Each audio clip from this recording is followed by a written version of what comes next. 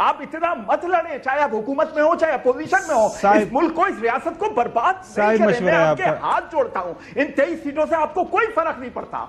नकवी साहब, आपके पास क्या तजावीज़ हैं? ये फिनोमिनन है, तमाम हाई कोर्ट्स ये इसके ऊपर बात कर रही हैं, उन्होंने अपनी रिपोर्ट्स के अंदर बता दिया, जजेस साहिबान बात कर रहे हैं कि ये मामला चल रहा है, तो किस तरह इसको ख़त्म किया जा सकता है? ठीक है, ये अतहर मिल्लाना साहब का आपने वॉइस नोट भी सुनवाया है, वीडियो नोट।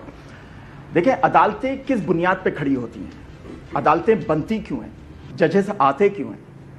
जजेस अदालतें इसलिए आती हैं कि आप वहां पर कोई इल्ज़ाम लेकर आए सबूत के साथ, और अगर आपके सबूत अदालतें कबूल करती हैं तो वो इल्ज़ाम सच्चा साबित होता है, और जो भी इसमें पार्टी होती है, चाहे आइदर साइड, उसको सज़ा या जज़ा मिलती है। अब ये जजेस ने खत लिख दी है, तमाम हाई कोर्ट से खत लिख दी है, कह दिया मदाखलत हो गई, बिल्कुल उन्होंने खत लिख दिया, मोहतरम जजेस, उन्होंने बिल्कुल सही बात की होगी। लेकिन सबसे ज्यादा पाकिस्तान में अब ये जिम्मेदारी जजेस की बनती है ना, क्योंकि अदालतें बुनियादी इसी पे करती हैं कि इन सारी चीजों के सबूत भी दे दें, और जब सबूत दे देंगे तो हम पहले आदमी होंगे, हम पहले लोग होंगे जो इन अदालतों के साथ खड़े होंगे। जी बिल्कुल, इसी के ऊपर बात हो रही है कि क्या जुडिशल कमीशन बनाया जाए जो प्रोब करे कि ये जो वाकयात का जिक्र किया जा रहा है, जिनका उसके ऊपर प्रॉपर तहकीकात हो जाए। अगली स्टोरी की तरफ बढ़ते हैं नाजरीन। कल एक फैसला आया जो आपको पता है, इलेक्शन कमीशन का फैसला और पेशावर हाई कोर्ट के जो फैसला था जिसकी वजह से सुन्नी इत्तेहाद काउंसिल की जो रिजर्व सीटें थी उनका हक उसके ऊपर ख़त्म किया था, वो फैसले मुअत्तल हो गए हैं। अब ये फैसला होना है कि क्या वो सीटें इनको वापस मिलेंगी रिजर्व, या फिर मौजूदा जो स्टेटस को है वही, या जो गुलाम हुसैन और खाबर गवर्नमेंट को दे दी जाए। अच्छा, अब यह है कि फिल वक्त मामला यह है कि अभी तक इलेक्शन कमीशन ऑफ पाकिस्तान ने इसके ऊपर कोई फर्दर कोई एक्शन नहीं लिया। फिल वक्त जो हमारे पास खबर है, वो खबर तो ज़ाहिर सुप्रीम कोर्ट से कल आ गई थी, इन लोगों को रोक दिया गया है, वो किसी भी कानून साजी में हिस्सा नहीं ले सकते।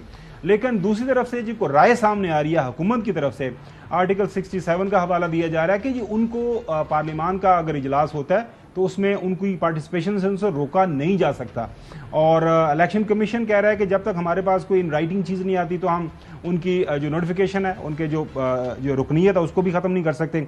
जाहिद मिशवानी साहब हमारे कॉरेस्पॉन्डेंट इलेक्शन कमीशन को कवर करते हैं। जाहिद साहब, अब ये मामला कैसे हल होगा? इलेक्शन कमीशन इस हवाले से क्या सोच विचार कर रहा है? ये जो लोग जिनकी नोटिफिकेशन हो चुकी हुई है मेंबरशिप की, क्या इनको विथड्रॉ किया जाएगा अंटिल फर्दर जो ऑर्डर आएगा सुप्रीम कोर्ट का? क्या क्या मामला किस तरह चलेगा? आज दूसरा दिन है इस इलेक्शन कमीशन के अंदर, और सुप्रीम कोर्ट के इस फैसले के बाद जो मामला है इलेक्शन कमीशन के अंदर, इलेक्शन कमीशन के जो मुताल्लिका मेंबर्स हैं और जो लॉ विंग के उनके कानूनी माहिरीन हैं और हाई ऑफिशियल्स हैं, सर जोड़े बैठे हुए हैं कि इस के हवाले से क्या किया जाए। इलेक्शन कमीशन ने कल और आज इस पर मुशावरत भी की, और लॉ विंग को बाकायदा तौर पे कहा गया कि इस तमाम जो सुप्रीम कोर्ट का जो तफसीली फैसला उनके पास आएगा, और या जो चीजें उनको उस वक्त फराहम की गई हैं, इनका जायजा लेने के बाद जितना जल्द हो सके वो रिपोर्ट कमीशन को पेश करे। आज मेरी इलेक्शन कमीशन में एक आला अफसर से बातचीत हुई कि इसका मुस्तकबिल क्या होगा, तो उन्होंने कहा कि हम पाबंद हैं, सुप्रीम कोर्ट का जो फैसला आएगा मिनवन उस पर अमल दरामद किया जाएगा, और हम ये देख रहे हैं कि इस फैसले में क्या क्या चीजें जो हैं वो सामने आ रही हैं, क्योंकि ये न सिर्फ कौमी असम्बली का मामला है, बल्कि अगर कौमी असम्बली में इस फैसले पर अमल दरामद होता है तो चारों सूबों में जो इस तरह के मेंबर पर जो मखसूस लिस्टों का मामला है कौंसिल का, तो फिर उस पर भी इम्प्लीमेंट होगा। तो ये तमाम चीजें हैं। अच्छा जाहिद साहब, सवाल यहाँ पे ये है कि जो सुप्रीम कोर्ट का फैसला आपकी नजर से गुजरा है, बड़ा वाज़ेह तौर पर लिखा हुआ है कि मखसूस नशिस्तों की हद तक इलेक्शन कमीशन का जो फैसला है और पेशावर हाई कोर्ट का जो फैसला है उसको मुअत्तल किया जाता है। आम समझ यही आती है आम फहम में कि उनकी जो नोटिफिकेशन हुए हुए हैं वो खत्म समझे जाएंगे और उनकी जो रुकनीत है वो खत्म समझी जाएगी। एम आई राइट?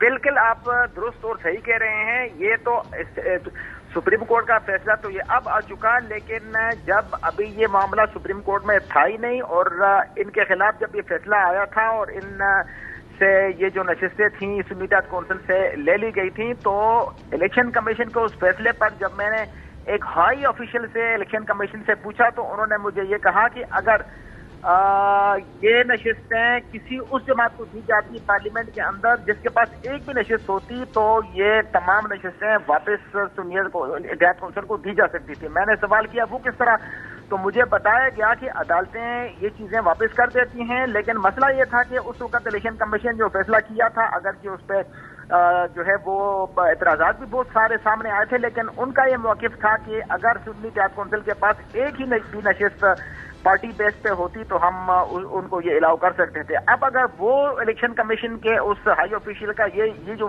موقف تھا اس وقت کا مد نظر رکھا جائے تو آپ کی بات بالکل درست ثابت ہوتی ہے کہ اب یہ ان کا حق بنے گا اس سپریم کورٹ کے فیصلے کے بعد. چلیں ظاہر مشانی صاحب, دیکھتے ہیں ظاہر ہے سپریم کورٹ نے اس کیس کو سننا ہے, جون سے اس کو کنٹینیوسلی سنا جائے گا. نقوی صاحب, اب یہ ہے کہ آپ کو نہیں لگتا, میرے خیال میں کل فیصلے کے بعد جو حکومت کی طرف سے ہم دیکھ رہے ہیں کہ ہم ان کے لا منسٹر ہوں ان کے جو ابھی جو نئے منسٹر بنے ہیں رانا ثناءاللہ صاحب, وہ مطلب تھوڑے سے ریلیکٹڈ ہیں, وہ فٹ ڈریگنگ کر رہے ہیں, کہتے ہیں نہیں جی وہ نہیں, ان کے ایسا تو بنتا ہی نہیں ہے, یہ تو قانون کی یہ خلاف ورزی. وہ اب ظاہر ہے اس کے اوپر جو کانسٹیٹیوشن ایکسپرٹس ہیں وہ کہتے ہیں کہ آئین سپریم ہے اور آئین کے تابع ہے کہ یہ فیصلہ ہونا ہے, اور آئین جو ایک تناسب ہے اسی حساب سے سیٹیں مل سکتی ہیں, اس سے زیادہ کسی کو آپ نہیں دے سکتے.